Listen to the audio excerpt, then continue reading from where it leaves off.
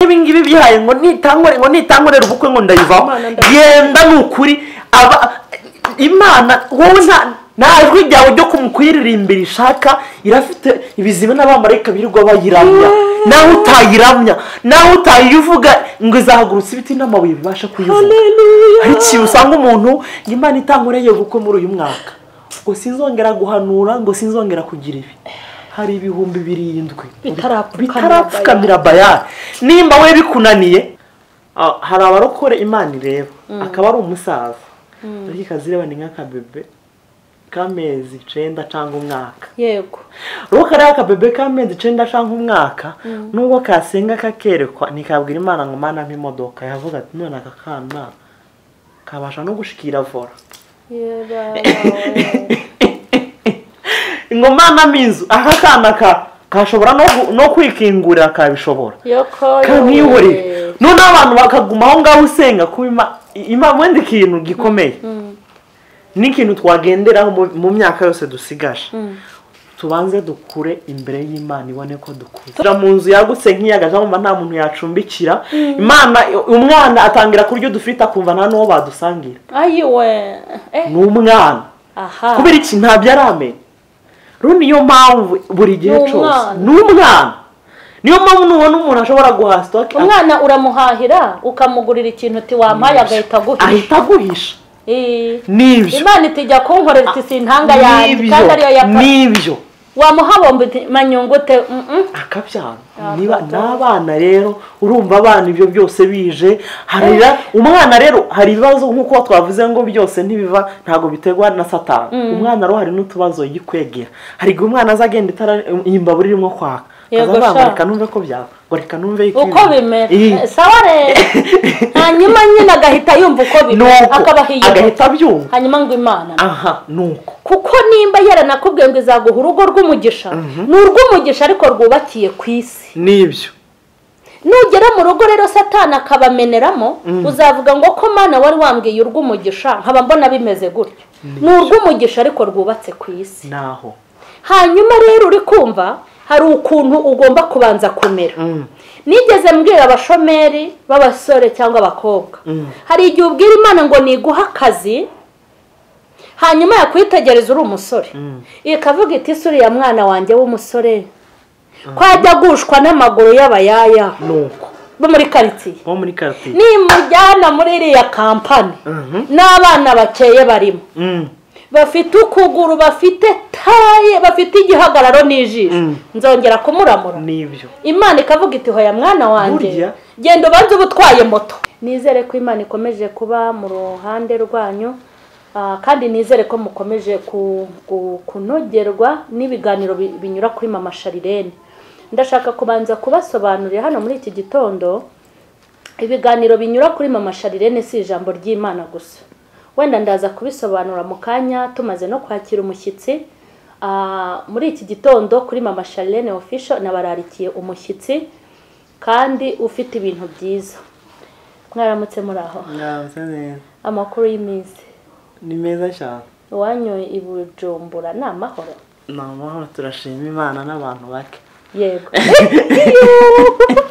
n'abantu bake ariko sinzi umuntu wapostinze kari akantu ngo turashima Imana n'abantu bake ariko ntabwo ari bose ntabwo ari bose yego turakwishimiye hano kuri Mama Charlene official murakoze kunyakira wenda kuba udukurikiye ushobora kuba bambonye ubwa mbere yego kwivuga niwo muco mwiza amazina nitwa Bahati Israel ndi umuvugabutumwa bwiza impamvu uvuze bwiza nuko hateye n'ubutumwa butari bwiza ndi umuvugabutumwa bazankorera Imana azavanga Imana ni nyinshi yego ariko nje nkorera y'Imana wa mungani yatsindiye isoko ryo kubana abarokore amen niyo nkorera yego hama nishimiye kubana nabo bose badukurikiye nabo mwakoze imyaka yaribanye myinshi tuzatuvugana yego ako tutabona ariko no munsi byakunda Imana ihabwe icyubahiro yego cyane uri umupapa se ndi umuhungu ahunga ibyaha yarategereje umukobwa kumira ibyaha ariko yaramubonye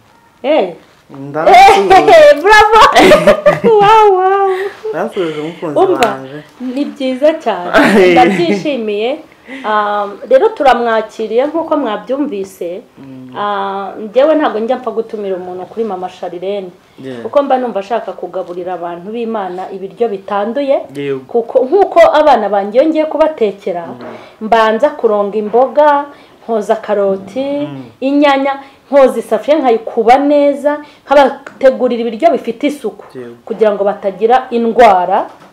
Ni nako abana b'Imana ngomba kubategurira ibyo kurya byiza bitunganya ubugingo bwabo. Yego rero ubutumwa bwe afite ubuhamya, ariko se kwavuze ngo umuvuga butumwa harya nturi n'umuhanzi? Ndanaririmba. Uraza ariko kuturirimbira ni n'umuhanzi. Uyu muntu rero njya kumumenya, namumenyeye ku buhamya bwe. Yavugaga ngo yitwa Isiraheli, nkajya ngo ni Isiraheli mbonye kuko nari ntaramumenye Isiraheli. Nuko mpiga nimero ye ndamuhamagara ngo numve umuntu wanyuze mu bintu nk'ibyo numvise. Hanyuma ni kera ariko burashize imyaka ingahe? Ariko muri 2019 ngira cyangwa n'umunani. Ni n'umunani. Barandibuka ico gihe. Na telefone nari ifite naratiraga. Na telefone wagiraga waratiraga. None Imana yaguhaye ebyiri.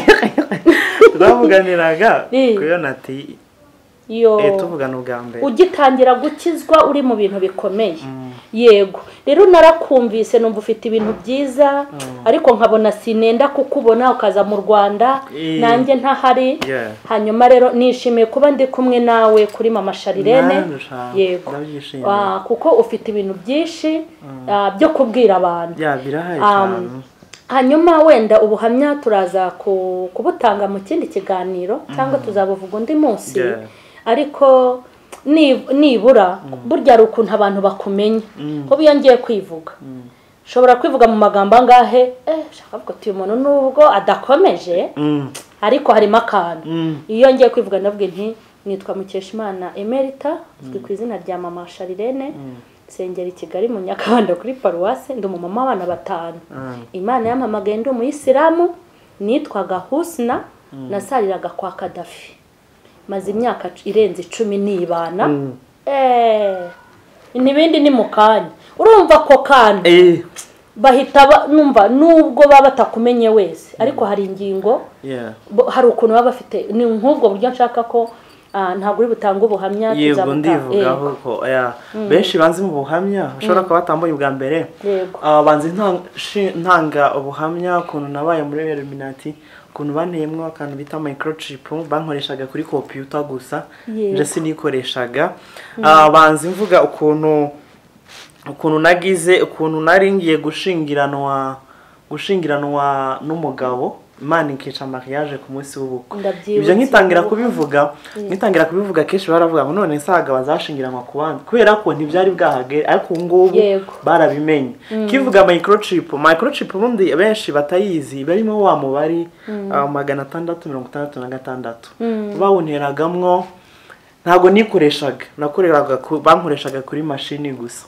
Noneho ikindi banziho nageze igihe bazabantangaho igitambo kugira ngo nkorane na Satani. Wenda buhamya bazagumva hanyuma twakomeza barakwibwira mu ncamake abambonye ubwa mbere. Noneho muri izi ncamake ndagira ngo mbwire ibyaha nka 3 waba warakoreshwaga bikomeye kandi bikaba byagira ingaruka ku barokore. Ibyaha nka 3 bikomeye cyane. Yego. Icambere twita ko gikomeye ni ubusambanyi. Yego. Ikindi naco ubundi abasambanya kenshi bafitanya n'ubusinzi. Yego. Ni ikindi naco Satani yakundaga guteza ni ukuryana cyangwa se ku umuntu akazavuga ngo umuntu ntibahuje amaraso kandi atamupimye ngo amenye amaraso afite ayariyo. Bese kumva kwigira nk'icigomeke tugira ukazumva abantu wavuga turiya ntawe shaka kandi utaramuremye. Amacakubiri wenda amacakubiri wenda byanarenga 3 ariko 3 bikuru nibyo ngibyo. Bishatse kuvuga ngo muri mission Satani abafite iyo afashe umuntu yumwe ashobora guhita abona abayoboke nk'igihombe. akoresheje uyu umwe kandi akajya no gutuma ahanini kwigabiza kuba mu rusengero nibyo kugira ngo akomeze azamure ibendera nibyo byateye usanga umuntu mushobora kurangiza iteraniro mwazaga muvugana mukanasuhuza ariko akaza asohoka atanagusuhuje ngo ntabwo agishaka no kukubona urumva ari izo mbaraga yego rero nduwo nguwo wenda ibiganiro muri iki gihe nzaza mboneka cyane ku macano y'inaha yego noneho naho ngaha nzaza mboneka yego tuba tugenda tuganira byinshi yego mama hanyuma rero turakwakiriye wumva uguwe neza kuri mama Charlene murakoze cyane uyu munsi rero ikintu ushaka ko tuganiraho intego n'ingingo y'ibintu ushaka ko tuganiraho n'umukozi w'Imana nk'uko twagize umugisha tukamubona turashaka kuvuga ngo ibyago byose bituruka kwa Satani nicyo kintu dushaka kuvuga mwabarokoremo ese ibyago byose bituruka kwa Satani umuntu arabura urubyaro ati kwa Jenala Yesu bamwirukana ku kazi kwa Jenala Yesu yahura n'ikibazo runaka kwa Jenala Yesu ugasanga bya bintu bivanyemo kubaho mu buzima bukugoye usenga amasengesho y'urudaca wirukana abadayimoni bikavamo n'imvune zikomeye noneho nkawe nagize Imana nkakubona uzi ibintu byinshi umva wowe hari abagabo babiri wakubitanye nabo kandi urabazi wakubitanye n'umugabo ngenda mbwira abantu ngo Satani simbwa icyo akora Satani imbere ya Yesu ni imbwa pe ako kantu uvuze hari ukuntu abantu baza bavuga ngo Yesu ngo yagiye ikuzimu ngo arangije ngo azarwana na Satani ngo azamunyaga ifunguzo aha hantu nzavuga ati ntago ari byo mpamvu nzavuga ngo ntago ari byo nzandabye imbaraga Yesu afite yego avuga ngo iyo wagwana na Satani yari guhita amwica nako ahubwo Satani yabonye Yesu amaze aravuga ati umunyembaraga yaje arangije ajugunya ifunguzo ariruka amen noneho Yesu abonye Yesu aravuga ati ubundi ko kiruse kandi nyeka nkihorera yego ariko niba ari kurwana yego nibyo hanyuma ibyago byose yego koko bituruka kwa Satani kugira ngo n'abantu basobanukirwe nje simbyemera ko ibyago byose bituruka kwa Satani kandi avanze usomera ijambo ry'Imana riri muri Yeremiya 19 yego umurongo wa 11 abafite Bible y'ikirundi ntago bizabikora nanje nkoresha y'Ikinyarwanda yego niyo nza nkoresha reka dusome Yeremiya 19 umurongo wa 11 aravuga ngo ubabwira uti uku niko Uwiteka Nyiringabo avuze ngo uku niko nzavunagura ubu bwoko n'uyu mugwa nkumena ikibumbano c'umubumbyi kidashobora kongera kubumbika kandi bazahamba abantu bihangana bazakwisomera bitewe n'ukuntu bitagira neza cyangwa se reka turebe ngo usomere yego ni uguhera hehe aho ngaha nyine naho nico gice cyose aho yego ubabwira uti uku niko Uwiteka Nyiringabo avuze ngo uku niko nzavunagura ubu bwoko n'uyu murwa nkumena ikibumbano cy'umubumbyi kidashoboka kongera kubumbika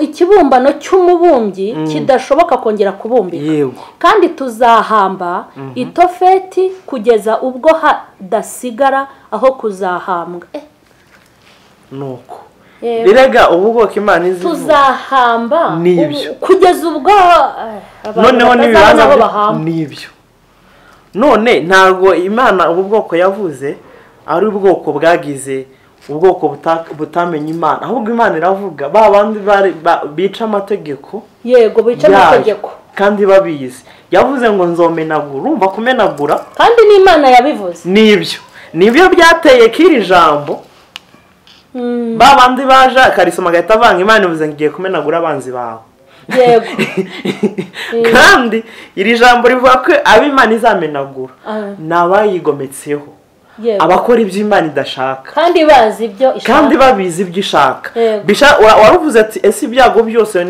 nico turimo kuganiraho byo babiva kuri Satani yego ari n'abantu benshi akantu kaje batavuga ngo mu izina rya Yesu byose muri iryo zina.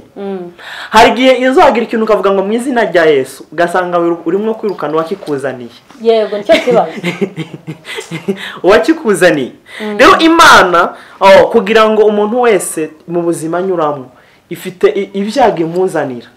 Yego. Ikabimuzanirayo. Akenshi Imana hari ibyago ituzanira ku buzima bwacu. Yego.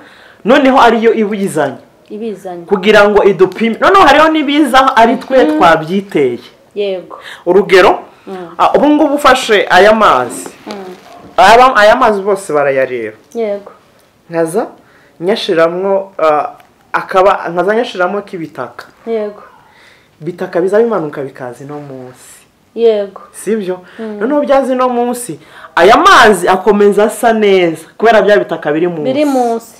Urumva? Rero natwe urana nkuko aya mazi ameze. Hari ukuntu natwe tumeze uku haraba hari muri twebwe k'ibintu by'ibibazo biri muri twebwe. Ari nibyo twikwegeye noneho. Yego. Noneho tukaba twanga kuguma hamwe kubera aya mazi arimo ibitaka nkayacu gusa nkuko. Bya bitaka bitabihura n'aya mazi agahita aba mabi. Rero natwe duhuye na bya bindi bya biturimo kubera amanyama twagize mu Mana no kwitwara nabi no kugendera mu byaha byose. Noneho tugahita duhinduka bya bibazo biba bihari. Noneho bya bibazo byose bigahita bizamuka tugatangira gusana kandi ari twe twanabyiteye. Bundi aya mazi ntayacugushije n'umuntu yanayanywa avuga ati birabitaka ko biri munsi ntago nza kubigeraho. Ariko nyashugushije ninje nteje ikibazo. Ariko iyo aguma munsi bikigumiraho byari gukunda. Rero hari ibyago byinshi Imana iziteza abantu. Ari nayo mpamvu benshi basigaye bagenda bakiremesha kumva basigaye bihumuriza kujarva ngo hahigwa kuko abize ngo ko ibyo babwiwe n'Umwami Imana ngo bizasohora. Urumva bakaza biremesha uko nguko ngo bizasohora ngo ntakizabuza ngo umugambi Imana gusohora. Umva wa muntu udukurikiye uribesha ngo ubundi kuvuga ngo ntakizayibuza gusohora. None wowe abandi akabaga ngo nje ngo naho nagenda uko shatse ngo Imana ngo n'ubundi zangirira neza. Ese wowe abandi bakaza bayihindura ngo Imana itankore ibi ngo sinzongera kuyikorera. Ese udukurikiye uretse gukorera Imana ubona Imana yagira irungu iri kumwe nabaye Enoke. Haleluya. Ikazigira irungu ryawe uri Rwanda wowe ndeba ukazigira irungu ryawe ngo we ngo ko nkubuze ngo bigenze uko. Nta rungu ryawe udukurikiye Imana izagira akantu kuyikorera. Mbega uzi ko burya amagambo y'Imana ari meza. Nta rungu ryawe udukurikiye Imana izagira iri kumwe nabaye Enoke bitwaye neza bakayinezeza bagakora ibyo Imana ishaka. Burya Enoke ni umuntu uza nkunda yakoze ibintu byo kugira ngo anezeze Imana. Yaranyigishije cyane. Nta rungu Imana yagira mama Charlene yitwaye ntabyo yagira ntibyashoboka. Aka kantu karamfashe. Ntibyakunda cyane kuvuga ngo kuyubaha ni inyungu zacu. Ntabwo wayubaha ni inyungu zayo. Nayo ibingibi bihaye ngo nitangorera ubukwe ngo ndayivaho. Yenda nukuri Imana wowe ntajwi ryawe ryo kumukuyiririmbira ishaka irafite ibizima n'abamarayika birirwa bayiramya. Nawe utayiramya nawe utayivuga ngo izahagurutse ibiti n'amabuye bibasha kuyivuga. Ariko usanga umuntu Imana itankoreye ubukwe muri uyu mwaka ngo sinzongera guhanura ngo sinzongera kugira ibi. Hari ibihumbi 7 bitarapfukamira bayari. Nimba we bikunaniye gukiranuka harabagitangira ro kwikiranukira. Imana ishimwe. Hari abatangiye kurikiranukira ubwo mwebwe murimo kugwa mu bivamo. Hari Imana ihagurukije kugira ngo bahagarare. Komera cyane. Rero bishatse kuvuga ngo hari ibyago twite wenda kwavuze kuri Enoke. Enoke wibuke ikuntu yanezezaga Imana ikazi zikamusura akayiherekeza. Noneho ngigihe kimwe Imana yaje gusura Enoke ahantu yahora yigeza ikamusezera kubera kunezerwa cyane. Imana izishiduka bajyanye. Noneho ahantu bageze Imana izazana Enoke ahantu urahazi ati ntaho nzi. Tanga hano bita mu ijuru. Ati none kutambwiye ngusezera ariko bibira muri commentaire. Kutambwiye ngusezere ngusubira inyuma byagenze gute? Avuga ati nanjye sinzi uko byagenze. Kumbe Imana yari yanezerewe cyane.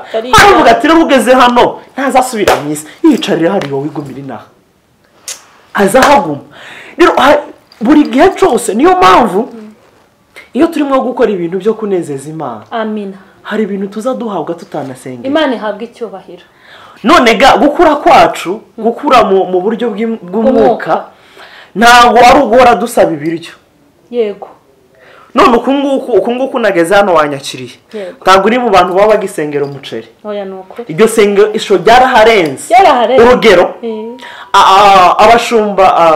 abashumba bangaza bahirira inka niko sa abashumba. Yego. Bahirira inka mu biraro. Amen. None uriya azamenya kinka. Yego. Igifite inyota ikeneye n'ubwatsi. Yego. Akagenda akayahirira akayiha n'amazi. None data wacu uri mwijuru yayoberwa gute ko dukeneye kurya umuceri tukarya ibyo byose ko kuba tubikeneye. Bishatse kuvuga ngo ijambo ry'Imana nasomye rifasha cyane avuga ngo mubanze mwitwararike iby'ubwami bw'Imana no gukiranuka kugira ngo ibisigaye mu byongerego. None utwe dusenga dushaka inyongera kandi turashaka inyongeza. Ni nkuko wavuga mu isoko ugiye guhaha ibijumba ukazuvuga ni mu nk'inyongeza kandi utaragura. Niko duteye. Rero muze mukure ibyo bintu byo kuvuga ngo nk'ibyago byose ngo byavuye ngo ni Satani yabizanye. Byinshi n'ibyo twizanira binyuze mu kuntu tutumvira Imana ikavuga ati ngiye kumukorera iki. Yego. Sibyo? Hakaba n'iby'Imana idutera kugira ngo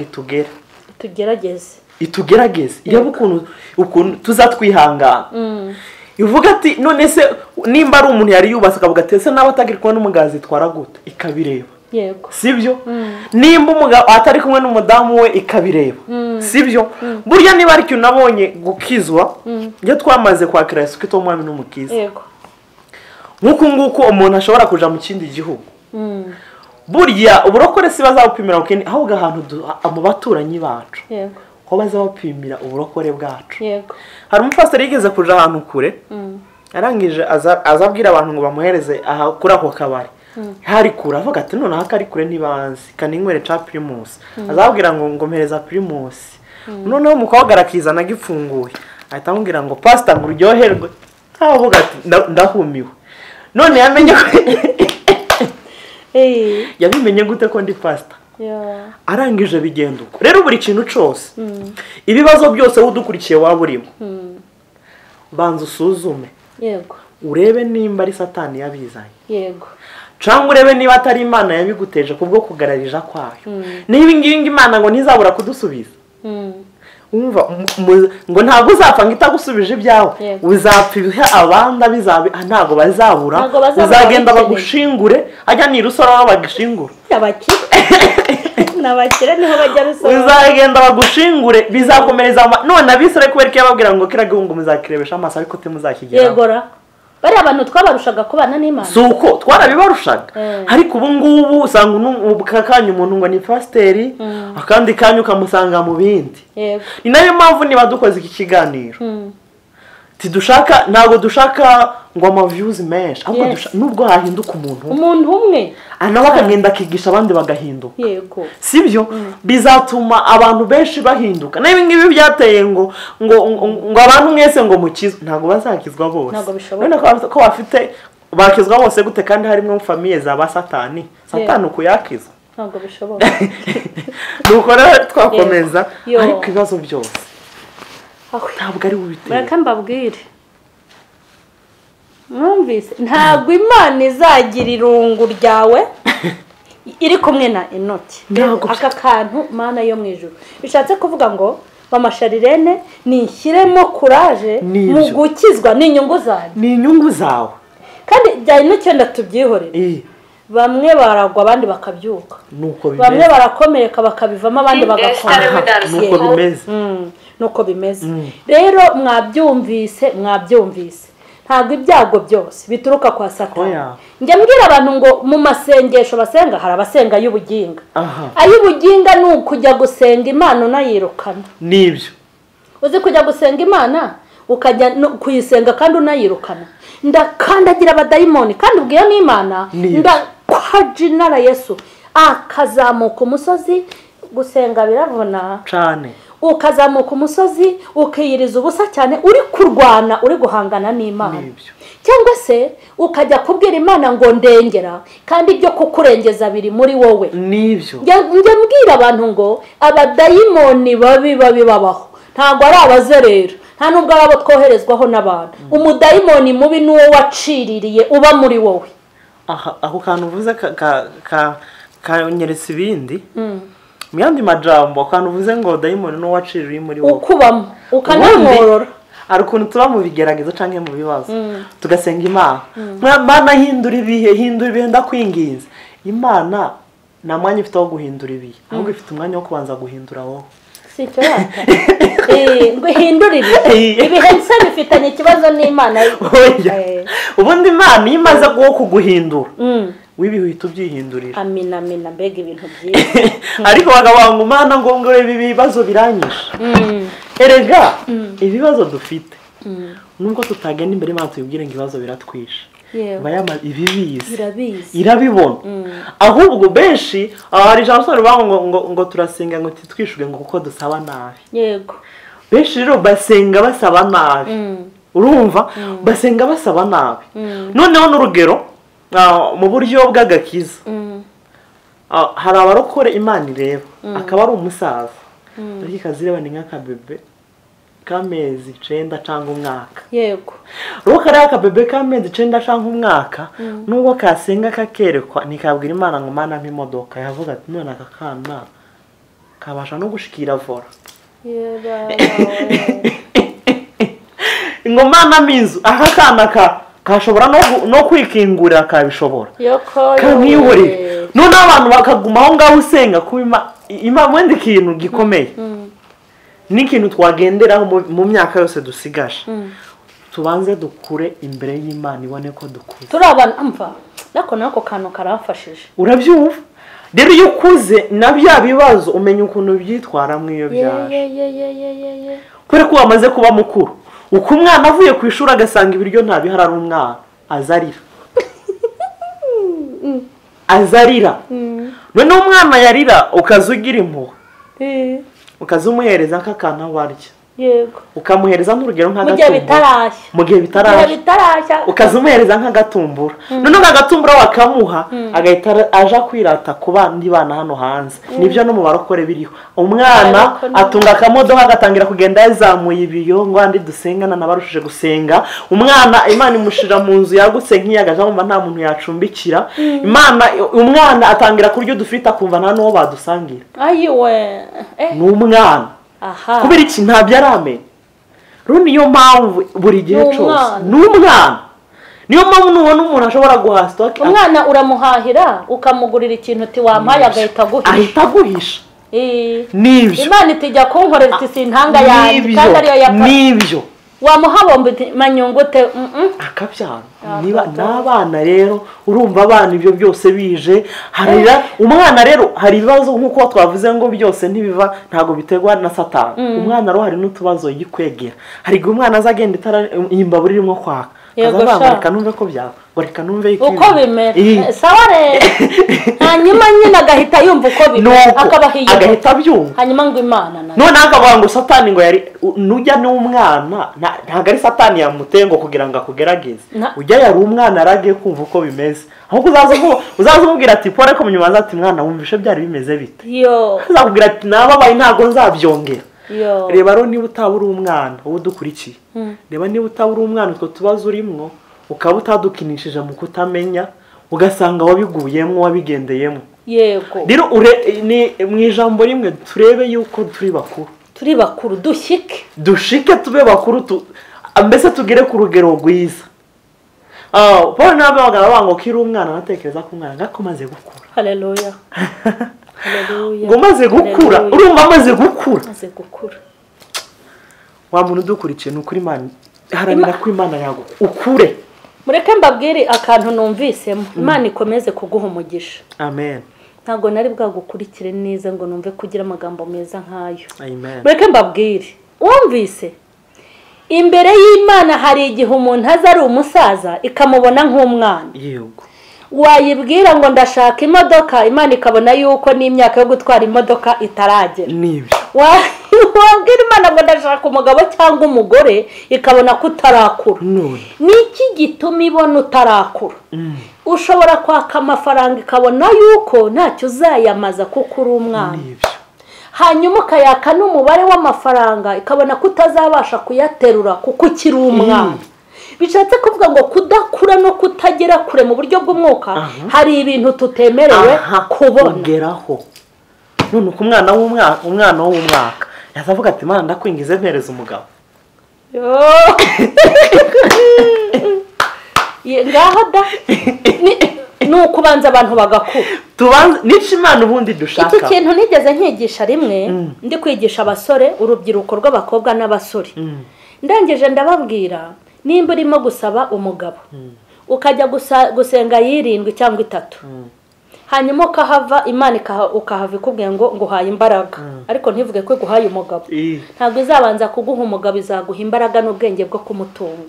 Nuko kuko nimba yaranakubwiye ngo izaguha urugo rw'umugisha ni urw'umugisha ariko rwubakiye ku isi. Nibyo nugera mu rugo rero Satani akabameneramo uzavuga ngo ko Mana wari wambwiye urw'umugisha nkaba mbona bimeze gutyo. Ni urw'umugisha ariko rwubatse ku isi. Naho hanyuma rero uri kumva hari ukuntu ugomba kubanza kumera. Nigeze mbwira abashomeri b'abasore cyangwa abakobwa, hari igihe ubwira Imana ngo niguha akazi hanyuma yakwitegereza uri umusore ikavuga iti suriya mwana wanjye w'umusore kwajya gushwa n'amaguru y'abayaya nuko bo muri quartier nimujyana muri iriya kampani n'abana bakeye barimo bafite ukuguru, bafite taye, bafite igihagararo n'ijisho, nzongera kumuramura. Nibyo Imana ikavuga iti hoya mwana wanjye genda ubanze ubutwaye moto. Ako kantu uvuze burya nasanze abantu benshi bahemukiye Imana nabo yasubije ari abana nabo yasubije ari abana batarakura. Yego mama noneho yabasubiza n'urugero umuntu akaba yarakenye akaba yarafite umudamu we bibanira kandi basenga bibaniye neza aho yamara kubona udufaranga dukeya akazavuga ati niba afite umudamu w'inzu akatavuga ati ubundi umudamu yirabura buriya yaba ameze ate reka nzagende mushaka kubera ubwana ubwana. Ubwo rero urumva abantu benshi bazira ubwana. Umwana kenshi yikwegera iki ibibazo akabyikwegera. Kubera iki n'umwana w'Imana irashaka ko tubanza gukura. None kugira ngo ibyo byose turimo kwishakaho ibiduhereza dufite imbaraga zo gukomeza no gutunga Imana, ugatunga amafaranga ugatunga n'Imana. Nuko mu masengesho nzasenga hari ukuntu abantu bamenyereye ko abantu dukorera Imana cyangwa bavuga butumwa babo bakunda kuba ari abakene ku buryo waje no kuvuga ubutumwa nazabango baranga babishakira amafaranga. Mu isengesho ndimo gusenga ndavuga ati mwakoze Imana yahagurukije bayo pano babandi babivangavanga iziduhereza n'uburyo abo twigisha tunabafasha. Sibyo tunabafasha ubone yuko natwe turi abagabo kubihamya ko Imana yatugiriye neza. Uvuga ijambo ry'Imana ariko kandi n'umufungo. Nuko ariko ubu asigaye agenda akigisha ariko umuntu mukuru n'igufa hari utuntu kuno nzambona ari mena ngashaka mutuntu tuba mwigufa mw'imbere. Nuko n'umwana ubijya ntiyabishobora. Rero turebe nimba twarabaye bakuru tugeze he urugero tugezeho n'uruhe wicunge nje nawe. Imana irashaka ko tubanza gukura. Amen. Yego cyane. Imana rero nibaha umugisha hano hari amagambo numvisemo mwabantu. Ijambo rya mbere yadusomeye twari turi gusobanura ukuntu ibyago byose bidaturuka kuri Satani. Hari ibyago biva kuri Satani, hari ibyo umuntu yikururira, hari n'ibiterwa n'Imana iri kutwigisha. Hanyuma iyo dufashe amasengesho ntitubanze kumenya ngo ibi turimo byaturutse he, tuba turi gusenga amasengesho y'imvune atagira aho yandikwa. Nuko hanyuma yasomye ijambo riteye ubwoba, yavuze ngo abantu bazapfa babahambe kugeza ubwo n'ibibanza biza bishira, n'ibibanza byo guhambamo bizabo biturutse ku ngaruka z'ibyaha. Ikindi numvisemo hano hantu mu ntega amatwi abankurikiye, yavuze akandi kantu aravuga ngo Imana ntiteze kugira irungu kubera umuntu wakijijwe nabi ngo kuko yicaranye na intoki. Bishatse kuvuga ngo gukizwa ni inyungu z'umuntu. Avugamo kandi ka gatatu aravuze ngo haba Imana hari igihe ujya kuyisenga uri umusazi kabona uri umwana mu buryo bw'umwuka ku buryo yaka imodoka ikavuga iti se uyu mwana w'imyaka 2 ndamuha imodoka atanashyikira vura nibyo hari igihe ujya imbere y'Imana kwaka umugore yakureba ikabona uri umwana w'imyaka 15 ikavuga iti se uru ruhinja ruzatunga umugore. nuko Mwabantu mwe nanjye nungutse ibindi bintu byinshi. Buri wese Imana ifite uko yamuhamagaye. Aya magambo n'ay'ubwenge. Hanyuma soreje ku jambo rivuga ngo ni dukuri. nuko Noneho hari aho yageze ukuntu kaya kantu ko arakubwenge ukuntu umwana nyine hari ukuntu arira mama nko hari gemba ntaratekera abana ariko nkita nzana umugati nuko cyangwa nkazana irindazi n'amata. yego Ibyo ariko ni ibintu birakuramira gato. Ibiryo ntibiraje. Hanyuma umwana Imana yamuha akabombo akajya kwirata ku bandi bana kandi ari bombe muhaye. Imana itivuga ngo ubwo rero muhaye bomba akirata nabagumye kuri bombo. Sawa rero nta mafriti yanje namuha nagumane bombo. Ndumva twasoreza iki kiganiro cya mbere. Yego turagushimiye. Nanje ndabashimiye n'abadukurikiye bose bafashaga akanya kabo. Imana ibahe umugisha. Imana iguha umugisha. Hanyuma turanasuhuza fiancé wawe. Turamusuhuje cyane. Imana imuhe umugisha kuko nguko umeze kuntu mba ngaragara kuri kamera abafite nk'uruhare runini kuntu mba naje inaha abafite nk'uruhare runini ngira ngo tuzabatumira tuzagira nko kuri mariage yaje ngira ngo nibizabera muri Amerika nibizabera mu bihe bihugu muzaza muhagera muhita wenda akure tuzatureba ibyo hafi ako hari abandi bazaza duhurira tuzaba tureba ariko tukanajayo mu ivuga butumwa. Imana iha amaviza indagiye gusanga muri Amerika ikabona kukita viza twebwe abavuga Imana kandi inuza rero ikintu nawe umusabiye umugisha ko aho ngaho muri iki gihugu haba inaha no mu Burundi hari abavuga butumwa benshi wari gutumira aho wahisemwe jewe n'abadukurikiye mwese Imana ibahe umugisha niyo rya mbere nyakiri ariko si byo rya nyuma. Hanyuma tuzakorana rero abadukurikiye bose Imana ibahe umugisha kandi nawe Imana ibahe umugisha mwinshi.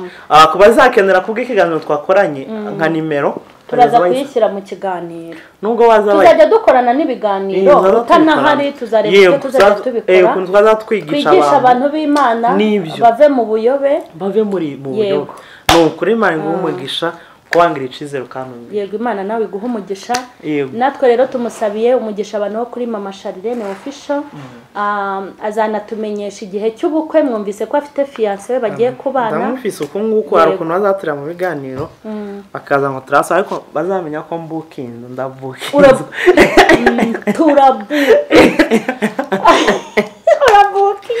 nuko umunyene ndashari wawe kino kiganiro araba kibona burya biranaryoshe kugira umusheri nakaza nagukurikira kuri social media biraryoshe. Nizere ko ari vuba ariko ni vuba ntago ari kera muri misanya makuru ari igihe nashatse kubikubaza muri misanya makuru ko nta kintu uri kwibwira kumbi wari uri kubitekereza narindiriye Imana n'igihe sibyo. Muri misano bari banyambaye nkone ko utazushaka byagenze gute nigiye tuba dutegereje ko kigera kurwana n'isaha nibyo igeze nta muntu azabinyura iruhande uzabigera. Ikibazo uzadutumira bazabishobora bazabutaha cyane pe. Imana rero iguha umugisha iguhezagire ashiri wawe imuha umugisha. Abakunzi ba M.Charlene namwe tubasabiye umugisha kubwo gukurikirana iki kiganiro ntucyumve wenyine. Iki kiganiro ugihe inshuti zawe ugipostinge abantu barye bahage. Abantu batazajya bahora basenga y'ubuginga basenga amasengesho agera ku Mana.